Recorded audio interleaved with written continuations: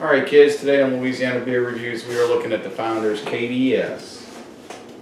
This is of course the flavored stout, barrel aged, comes out once a year. I don't think there's any other explanation to say about this beer other than you get what you get and you expect what you expect. And sometimes it doesn't come here, but this year it did. No, it comes here every year. Not where I live. Oh, okay. Well, it makes its way to the New Orleans region every year. The cheapest I've seen is $5.09 a bottle. I picked up 4 for $20, so it's a really good beer. Is it worth the $5? We'll find out. The earliest version I had was the 2014. And it had aged a year. And this is barrel aged, right? That's what it says. Whiskey barrels. Let me see the description they're giving for this. Thick beige head. It just says barrel aged series. Yeah, dark brown. Oh, right. Ale brewed with chocolate and coffee aged in oak bourbon barrels. Doesn't say whether it's new, used, or what. I mean, I would assume it's used, yeah, because they want that bourbon flavor. Right. Which this particular style has been worn down, in my opinion. Everyone has gotten on the bandwagon of making a bourbon barrel series. Oh yeah, that's a popular thing now. Yeah. Bottled on March 5th, 2018, 12.31% alcohol. Looking at the appearance of this, I'm seeing just what I expected I'd see. This is a well put together beer. You can tell by the lacing, the way that the head is dissipated, and the bubbles are kind of going away, so it's going to be strong. Yeah, and these real super strong beers. 12.31. 12.3. Okay, so they seem to be amping up the alcohol in these a little bit.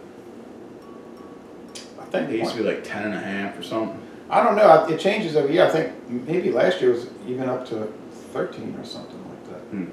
I don't know. There's records. Like if you look on Rate Beer, I think last year's was pasteurized. I don't know. I kind of get this one confused a little bit with the Goose Island, because Goose Island's a rundown one too. That one was pasteurized. I think they did have problems with infection in the barley wine and in the Bourbon County Stout. Yeah. I got a refund on the barley wine. If I'm not mistaken, they sent me an $11 check. I tried this one. I split it with someone last year, and it tasted kind of like a milk stout a little bit. Milk so it kind of had that, yeah. This is going to have chocolate and coffee in it, so let's go ahead. So I always thought this was a version of the breakfast stout. That's what I thought this was. I thought they put the breakfast stout in. I've heard people talking about that. It's like a barrel aged version. Yeah. But that's about 8%, so it's really jacked I up. think that's what this is. I think this is a barrel aged version of the breakfast stout. It's kind of chocolatey, kind of bready, but really dark bread like that. Doesn't really tell you what KBS stands for. Kentucky Breakfast Stout. So it is the version of the breakfast stout, which alone by itself is a well put together beer. I wanted to put it here so people could see the label. I think they all know what a KBS label is. KBS. That's how Founders pays me my money secretly, because I put the product placement. If only that was true. But you don't buy Founders, I do. So send the money to me, Founders. Hey, wait a minute. I do buy Founders. What are you talking about? Right. Don't listen to him. I bought this. He did buy this one, but I have bought Founders many times. Many times. And I actually never have gotten any money from them.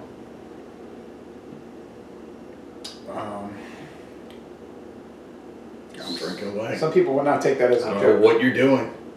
This is very good. I can taste the coffee. I can taste the chocolate. I can it's like a liqueur. Taste that bitterness that you get off of the coffee. You know what it reminds me of? Bourbon cream. No, I'm not getting cream. There's a product called Bourbon Cream. It's a liqueur. It's made with coffee and chocolate and cream. It's from Bardstown, Kentucky. It's got that bourbon flavor in it. Of course, that's made with bourbon. This is obviously made with malt, barley malt. Yeah, chocolate, dark coffee, beer, Yeah. bourbon barrel. It's like, there it is. Yeah. I know a couple of years ago we were making our own bourbon stouts. You just buy a regular stout and put a shot of bourbon in it. You know, we're doing that. It tasted just like this. It tasted exactly like it was bourbon barrel. You just get some really good bourbon and you just take like a half a shot and you put it in a glass of just some regular stout. Whatever stout you want to drink. And it's kind of like a homemade version of bourbon barrel I stout. never knew anybody did that. Yeah, a couple guys are doing that. It was on Facebook. It's kind of a velvety mouthfeel. Mm-hmm. That's the chocolate. Kind of a sweet finish. I'm not getting sweet. I'm getting a bitter from the chocolate and the coffee.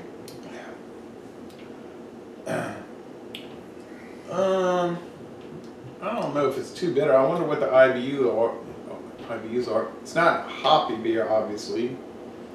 We should look that up. It's sugary, like milk chocolate kind of. Not so much dark chocolate, like milk chocolate. That's why it's making me think of the bourbon cream. Well, it doesn't tell you that it's dark chocolate. It just says chocolate. Yeah, the website might talk about it. Yeah, but almost. This is the chocolate flavor I'm getting is almost like a Hershey chocolate. yeah, Hershey's milk chocolate. Like a Hershey's Kiss chocolate. Exactly. Not dark chocolate. No. The bitterness is coming from the coffee. That acrid. Yeah. What kind of coffee, I wonder? Probably cheapest they could find. You think? It reminds me of a type of coffee brand, but I'm reluctant to say it on video because people might laugh. I think that's Samutra. No. I know they make. Sumatran coffee. Yeah, they make a brown ale. Now I was gonna say it kind of reminds me of. Who? Maxwell House. Maxwell House? No, I didn't Is want that you. what you said? Yeah, I couldn't hear you. I didn't want you to say it out loud. Kind of like that dark one, that dark roast. People are saying that's craft, you moron. I know who makes it. And I know it started at the Maxwell House Hotel in Tennessee. But anyway, that's off the point.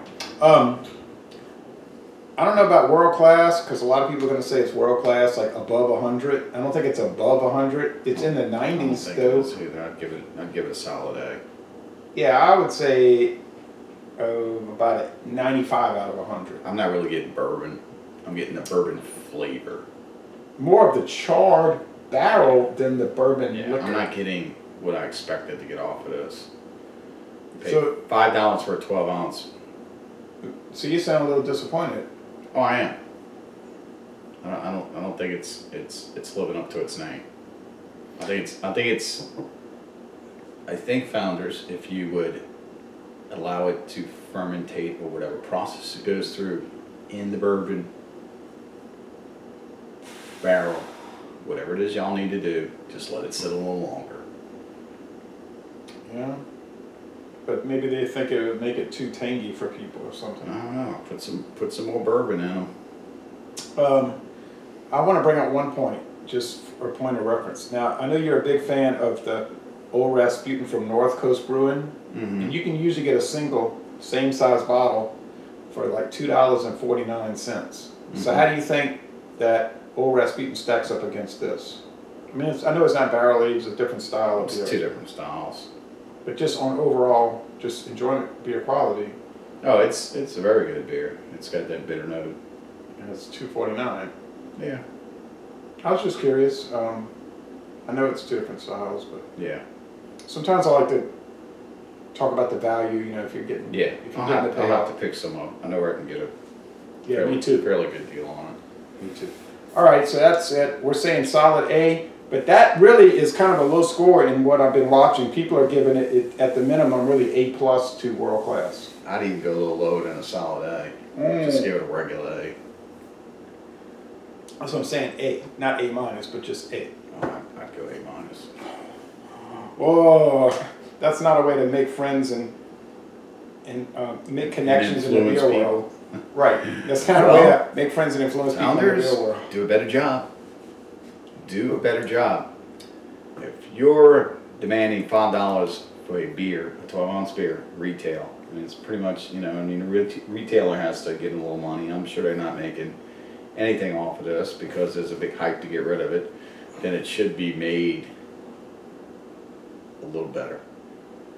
Yeah, and it's more expensive than that where I live. Yeah. But I see that it's just sitting on the shelf. Yeah, well, it just used to be cheaper. Packs of it, and it ain't moving.